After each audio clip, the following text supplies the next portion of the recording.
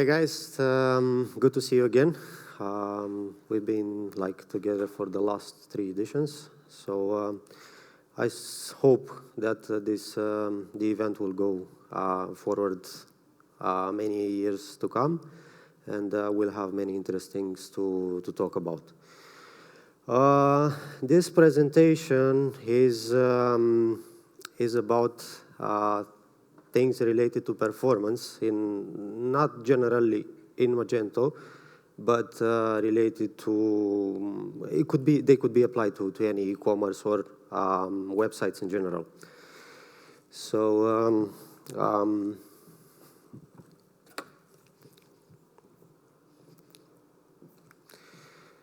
who am I?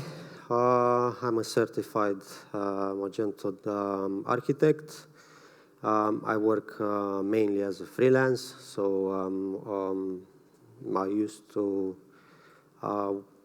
work with Magento for the last 11 years or something. I mean, could be a bit more, but that's not the point here. So today, before we get to talk about performance and have those blazing fast optimizations, we need to look from where we start as a developer and how we manage the code we write and how we can do things better. So today we're going to talk about object usage, how to load entities in a more efficient way.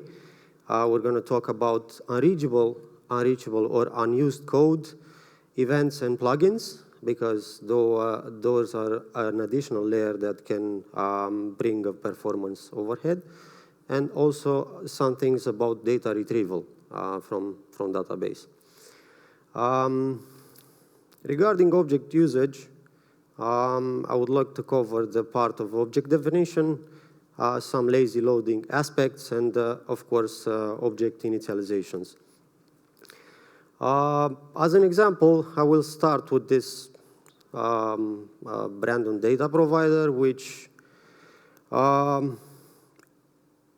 you may see, it initializes data in the constructor of the class. Well, in some cases, it can be useful, but generally, maybe you can find a better implementation. So what does this do? It starts the class and it preloads all the categories, stock items, and attachments for a product. And then you can use this class to get the data for a specific product. All good so far if you use this provider on a data exporter, so you want to export all the products in a CSV file or whatever file you need. So you want to have, if you have the entire catalog and you just want to attach more data to that export file, that looks good so far. But then some colleague of yours or some other programmer decides that, okay, this is this product customizer that I can use, and it loads the attachments, it loads the stock items, and I need them in the product view page. And he decides to load it there. And from there, you start having problems because you're loading a huge amount of data where you don't need. So before injecting something into your classes, just take a look what that class that you're injecting does, because that could bring you more problems that you need to. In case there are,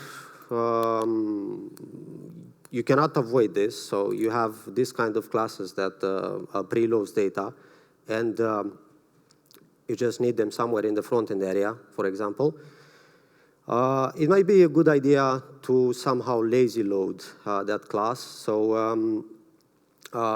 it only be that class will only be initialized when you actually need it. About proxies, I'm not Magento proxies in specifically. I'm not going to get into them too much, but you have the link there so you can read about them, how they work.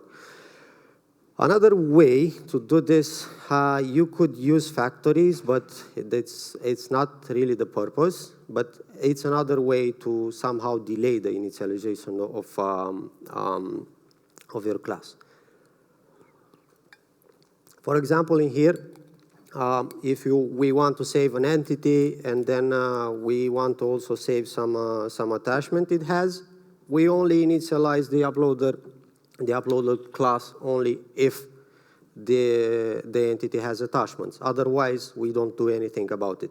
It could be useful, could be not. It's just an example. Think about it and use it in your own way whenever you need it. Another thing is about object initialization and specifically in repetitive loops. So, as you may see in the footer note, Magento uses, actually factories uses Magento Object Manager to create object instances, which they also have to resolve dependencies when creating the object and potentially affecting overall performance. So a thing you could do to avoid this is just to extract this entity create outside the for each loop and then use the same object for the entire data processing. So you won't have to initialize like 10,000 objects if your data array is that big. You just initialize it once and use it as much as you need. And also you can, if you need like an empty object, you can just reset the object at the end and have it empty again and use it forward. About entity loading, I've bumped into a lot of days while doing performance improvements for different occasions. Maybe Black Fridays, maybe don't know. Maybe it didn't have to be a special occasion with high where high performance was needed. It's just things were slow. So I found that entities were loaded, but sometimes they were never used. They were loaded and never used. They were loaded, but they are not. They were not necessarily to do that. And also, they were loaded in control structure. And I will give you an example that you'll most likely have seen it before, and maybe you'll laugh about it, but still happens after all this time. So in this case, we have a potential never used entity which was loaded. So we just we're loading two objects, the invoice and the order, and then we're verifying if the order object has something, and then we're aborting the code execution. And what about the other object? Why have we loaded it? Because we don't need it. So this could be improved, something similar to this. So initial, or actually load the entity only if all the other conditions are met. Another example would be something that I also bumped into about loading an entity, but at some point it turned out that was never used. So here is this example where you verify that an item can be shipped. And the business requirements at some point come and tell you, hey, we don't need to check if the product has this flag anymore. We just want to know if the item is shippable. And the programmer goes and removes these lines of code and also leaves that product as an argument to that method, because at some point it might be used by someone else, which is not okay. Because you end up with this, we are loading the product, never doing anything with it, and then it's just waste of CPU, memory, and whatever else resources on the environment.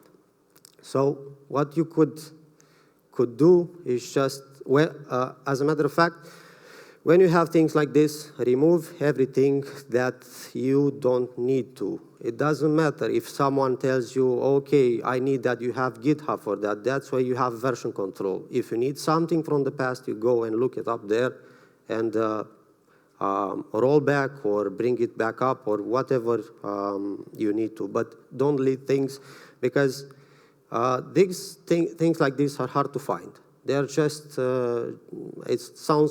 sometimes it sounds like just a trap left by someone there for you to see if you're smart enough to find it. And from what I've seen,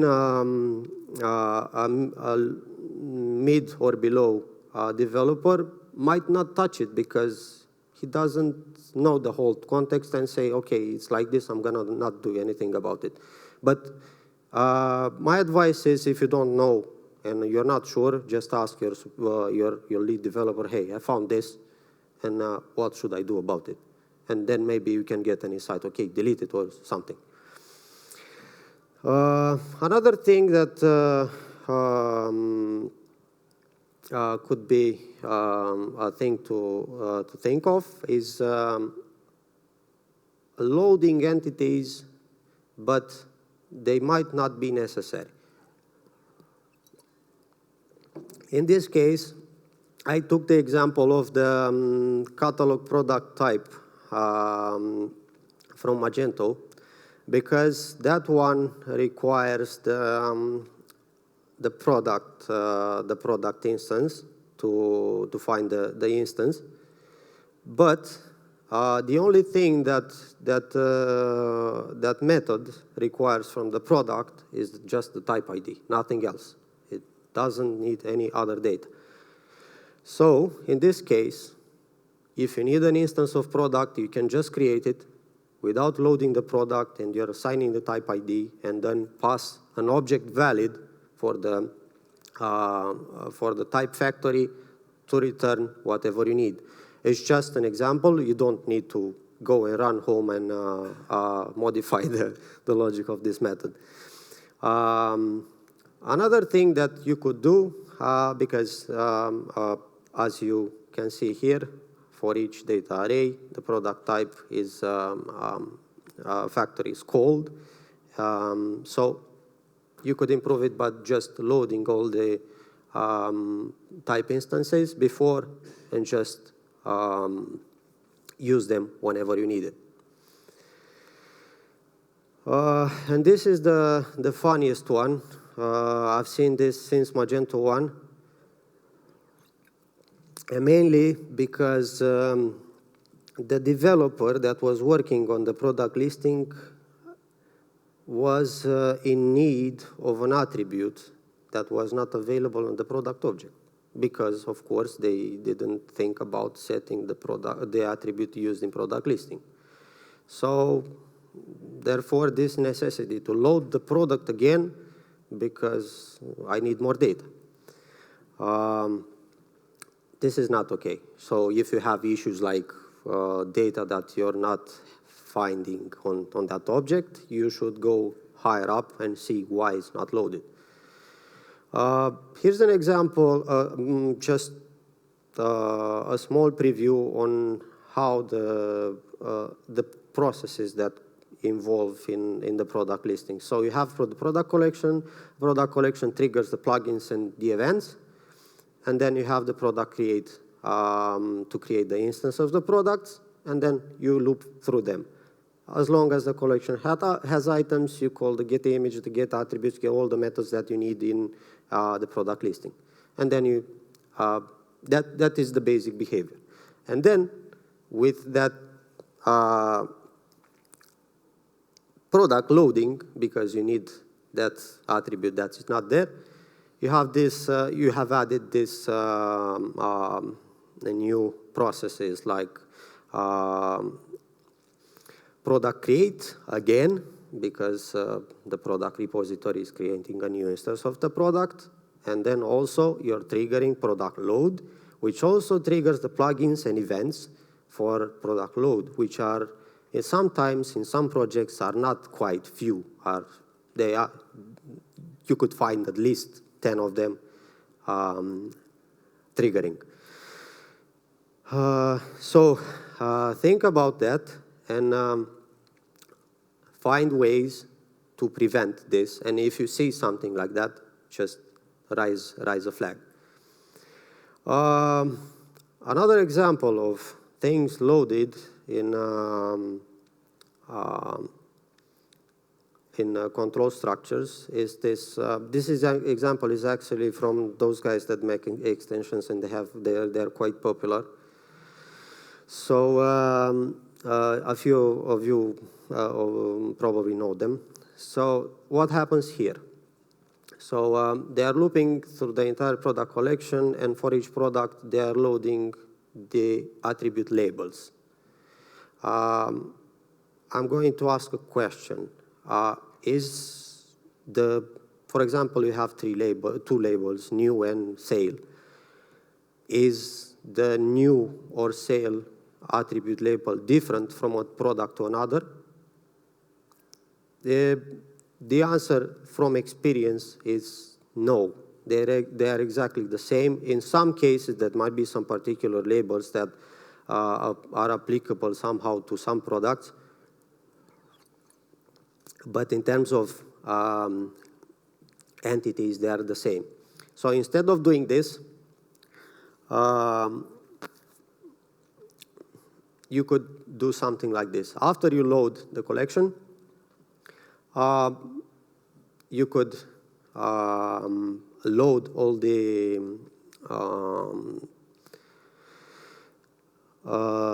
labels in one single transaction, and then attach them to the products. So when you're actually looping to the product through products in the listing, you have them available, so you don't have to do them one by one for each product. I'm going to go back a bit, except that thing that I was mentioning with used in product listing. There are a few reasons that load could be considered necessary. It's just some data is not available on entity load. And one example for you Magento developers would be the loading of stock item in category pages, just because that is not available on the product object, and you need to show somehow represent the stock availability in product listing. And by doing that, you're just going to load it in the for each, and instead of loading all the stock items for the entire collection in one go, you're loading in it one by one, and it's you should avoid that. And also for some reasons, sometimes performance is probably not something that to be considered. It's just to have the task done, and everything else is too hard to do. I think that a way that you could control the loading of some data on collection will be to set flags on the collection. It isn't I wouldn't say it is the most the nicest way, but you can use this. It is a way that you can control. If, for example, if you want to load the product labels just in front end, you can insert this flag available only in front end, but you prevent it from triggering also in cron tab area or other areas like admin HTML or something like that. So as a recommendation to cover the problems I mentioned before, think about setting your attributes correctly. Then modify the code. Don't be afraid to modify the code. Someone, I think today, brought up the old joke about don't edit the core, which I think Ben was talking about all the time. Yes, don't edit the core, but don't directly edit the core, but don't be afraid to edit it using a data composer patch or don't know, some other way, because sometimes things are not perfect in the application core, or also they might not suit your needs. So whatever you need, think about it and modify it as you may see fit, depending on your application requirements. And also think about refining the code to minimize the number of data retrievals, because as Ivan mentioned today also, the communication with the database could be a problem in high traffic environments, because there is the place where things start to get stuck at some point. And also I added here a link to a module that again Ivan presented in, I think, Magento UK 2021 about data preloading. So in case you have or you're curious about, maybe you can take a look and see if you can use some of it. Another thing is unreachable or unused code, which sometimes can make developers' life a mess, because you look at, for example, I would give an example of a book. You want to read a book about cooking, and in that book you don't find recipes.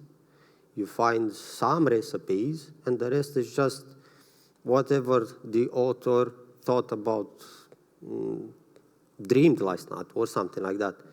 So the idea is keep your code clean. If you don't need something, remove it, because the probability that thing is going to be used is very low. And again, as mentioned earlier, you have version control. You can bring it up again. Of course, if you do some specific commits, not just bug fix, because if you're searching through GitHub for bug fix and all of your team is writing the commits with bug fix, it's not going to return such relevant results, and you're going to be, it's going to be a struggle to get that back. So about unreachable code, sometimes I guess everyone here, which is a developer, has found at least one constructor argument that was just there and never used, because some code was deleted, but no one bothered to check the arguments in constructor. Unused code and some CSS hacks, which they're also weird in terms of, it can make your life harder and the website performance slower.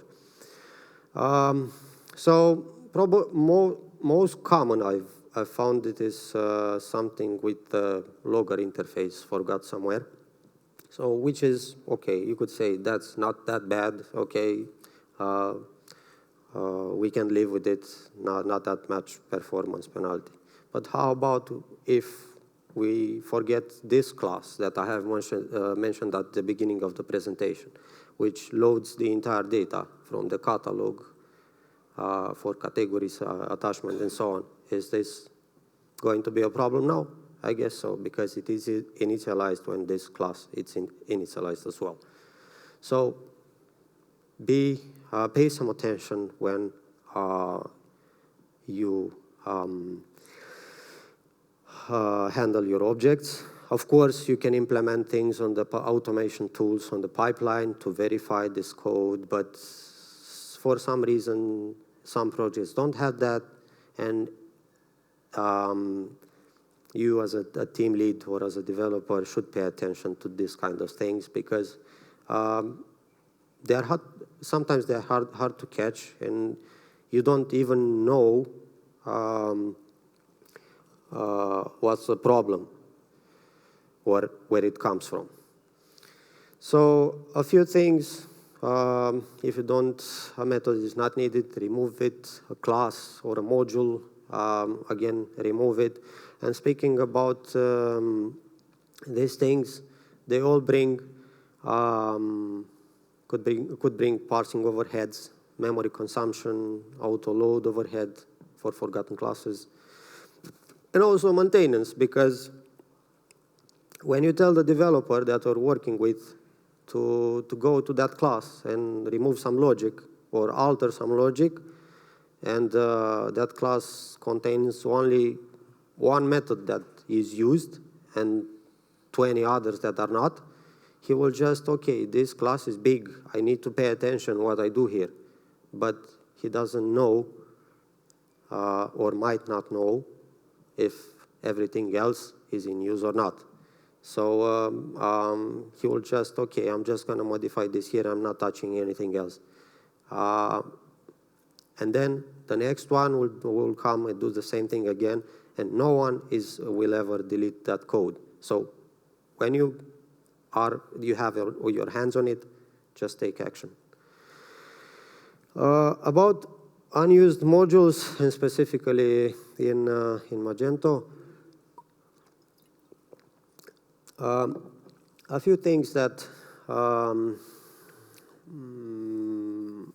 you could do about, I mean, in most cases, e-commerce websites don't require all the modules. And just one example could be PayPal. I haven't seen a project that I worked on locally, locally here in Romania, that uses PayPal. Do you need that? And PayPal Vault and all the things attached to it? No. So why have it?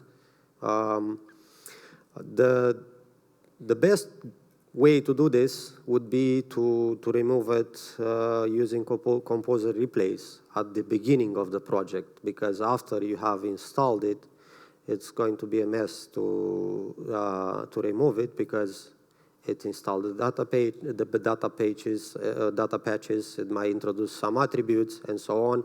The database tables are created, and you'll have to go and clean up whatever that module has added, so you can disable it via Composer Replace. Yeah, the alternative will be just to disable it from Composer Config. At least you'll get rid of the events, plugins, or other things that might be triggered by that module. The CSS hacks. So, for example, let's take this product recommendation block, which could be somewhere in product page. And this, as an example, we have this template structure. So the business requirements will be remove that block because from product list page, because we don't need it anymore, or it's not applicable, or we want to implement some external tool. So the front-end developer goes and does this. You see the red line there. So it's just, this thing is hidden from CSS. So you hide it from CSS, but that doesn't mean that the logic from that block is not loaded anymore. So it's keep going to be there. It's occupying DOM space. You're going to have also problem with SEO, because you have a large DOM, maybe because of it or not, doesn't matter, but it adds something there. You have also performance penalties, because that thing communicates with the database and also creates objects and so on. So you could just remove it, or remove it, I mean, just use the remove block or whatever else way that you might think of. But this is not enough sometimes with the display none. It cannot, it might not be even this added inline. You can just go and add it in some less file because it's recommended that you add CSS and less files, and then this becomes a struggle because, okay, how do you find this? You have a performance penalty unless you go to inspect the view source of the page and, okay, is this supposed to be here? And you're just going to check the source of the page versus the visual representation, and then you compare it. So, okay, what is here and doesn't supposed to be? And yeah, sometimes this is just an example.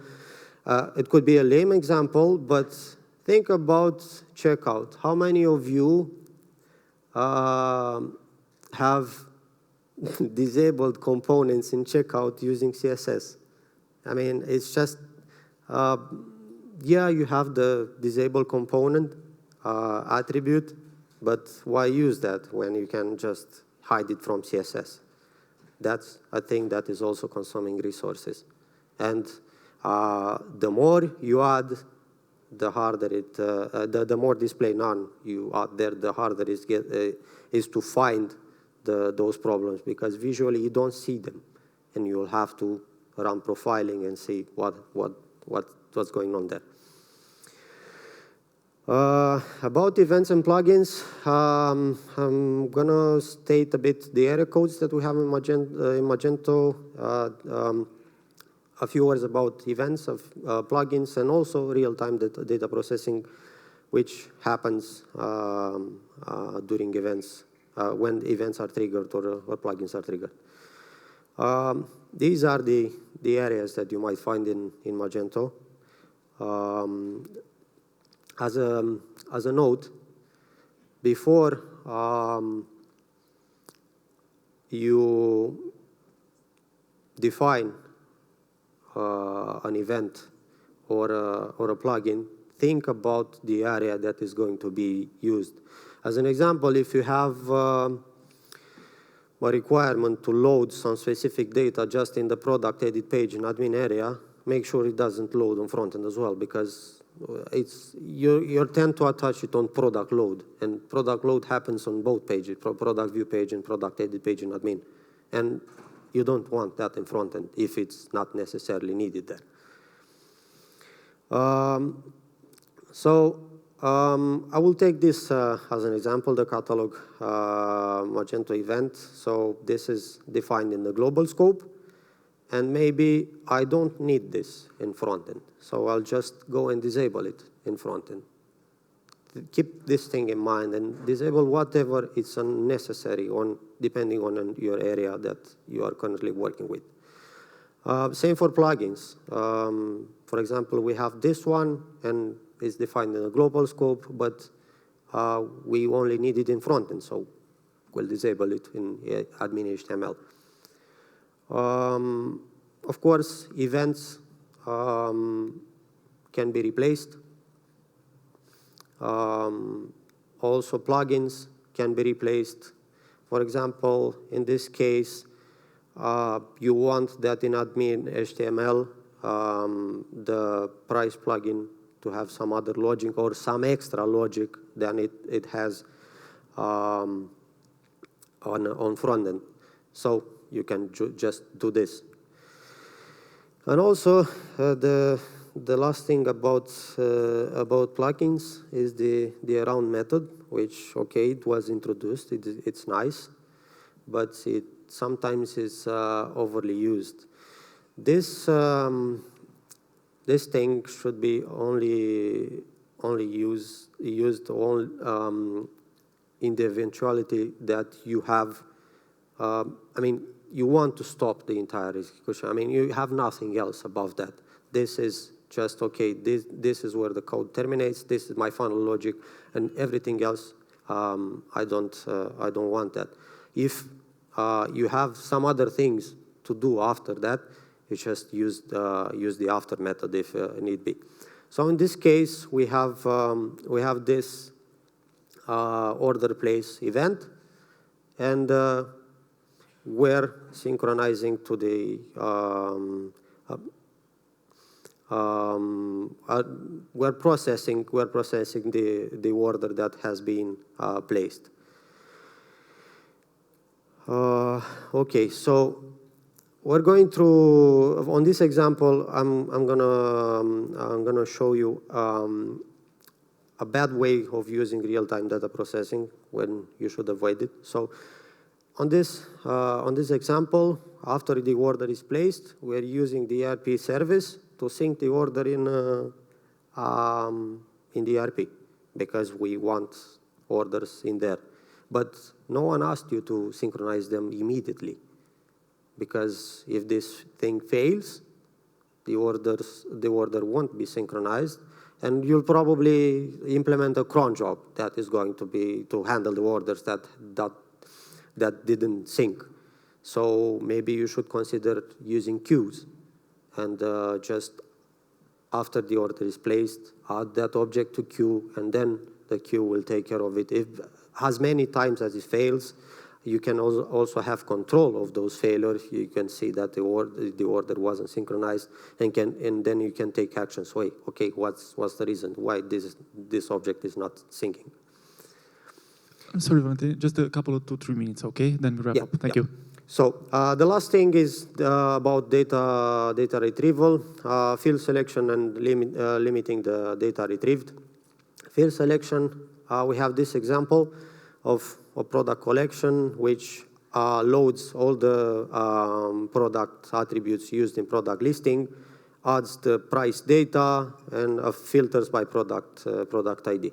And then the only thing that you're using from that product object is the manufacturer. So why load that much data, the prices and so on, when you need only that attribute? So consider altering your or implementing your collection, or even a raw SQL query to retrieve exactly the data you need, so you don't use more resources than you need.